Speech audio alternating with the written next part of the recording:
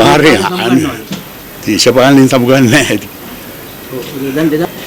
කනකාටුදායක තත්ත්වයක්.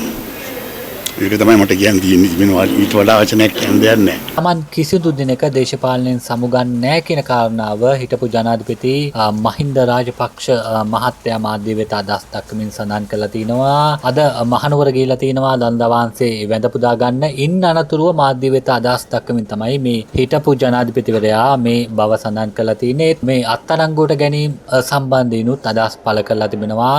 රාජපක්ෂ පවුලේ සමාජිකයන් අත්අඩංගුවට ගැනීම සම්බන්ධයෙන් අදහස් පළ කරලා තිබෙනවා. ඒ වගේම තමයි රටේ තත්ත්වය කනගාටුදායක තත්ත්වයක් වෙන කාරණාවත් මාධ්‍ය වෙත අදහස් දක්වමින් හිටපු ජනාධිපති මහින්ද රාජපක්ෂ මහතා සඳහන් කළා තිනවා. ඒත් එක්කම තමයි පොහොට්ටුවේ ජනාධිපති අපේක්ෂකයා සම්බන්ධයෙන්ුත් මාධ්‍ය වෙත අදහස් දක්වමින් ඔහු සඳහන් කළා තියෙන්නේ ජනතාව ඉල්ලන නායකයා ඉදිරියේදී ජනාධිපති අපේක්ෂකයා ලෙස පත් කරනවා කියන කාරණාව තමයි ඔහු සඳහන් කළා තියෙන්නේ. ඒ නාම රාජපක්ෂද නැත්නම් වෙනත් කෙනෙකුද කියන කාරණාව ජනතාව තීරණය කළ යුතුයි කියන කාරණාව තමයි මහින්ද රාජපක්ෂ හිටපු ජනාධිපතිවරයා අවධාරණය කරලා තිබෙන්නේ.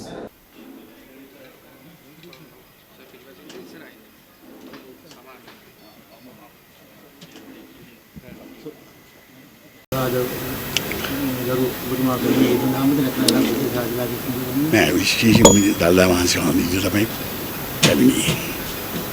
මම දැනගන්න අපේ ගරු ජනාධිපතිතුමා විදිහට සර් මේ රට පාලනය කරන සමය නමුත් රටේ ජනතාවට දරිද්‍රතාවයකින් ගැටුණු ජීවත් වෙන්න අවස්ථාවක් තමයි සැලසුවේ නැහැ.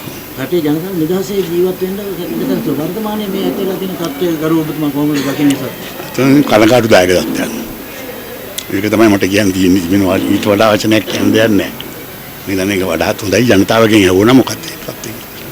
වර්තමාන වෙන විට ඔබතුමාලාගේ පවුලේ සමාජික ඉලක්ක කරගන්නේ දැවන්ත ජෝසිත මහතා ගන්නවා කියනවා ඔබතුමා CID එකට කට උත්තර දෙන්න ගන්නවා කියලා කියනවා.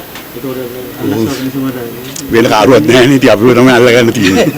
ඉතින් ඇයි සර් මේ මෙන්න හේතුව? හේතුව ඉතින් අර ආ ඉස්සෙල්ලා කියපු එක තමයි ජනතාවත් එක්ක ඉන්න එක. ඉදිරියේදී ඔබතුමා ජනතාවත් එක්ක කටයුතු කරනවද සර්? අනිවාර්යයෙන් දේශපාලනින් සමුගන්නේ නැහැ ඉතින්. දැන් 2029 ජනාධිපතිවරණයක් එනවා. පුද්ගල පෙරමුණේ කවුද දන්නේ අපේක්ෂකයා කරු ජනාධිපති? මේ වෙලාවට ජනතාව ඉල්ලන කෙනාට දෙනවා. බොහෝ දෙනෙක් කියන්නේ නාමල් මහත්තයා දෙන්න කියලා. ජනතාව ඉල්ලනව නම් දෙනවා. ඒව නැතුව දෙන්නේ නැහැ. ඔබතුමා මේ රටට වැඩ කරා වැඩි වගේද තේන්නේ? නෑ ඉතින් මදි කියලා මට හිතෙන්නේ.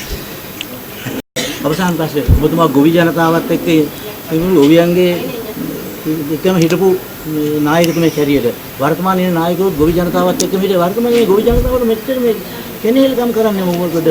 එයා ගොවි ජනතාවත් එක්ක නෑනේ යන්නේ ඒකයි. හිතෙන්නේ නෑ ඒ කට්ටිය. ගතින් විතරයි. ඉදිරියේදී ඔබතුමාගේ පක්ෂයෙන් වෙතන්වු පිළිස් එකතු කරගෙන ගමනක් යන්න බලාපොරොත්තු වෙනවද? අනිවාර්යයෙන්. කොහොමද සුදුසු?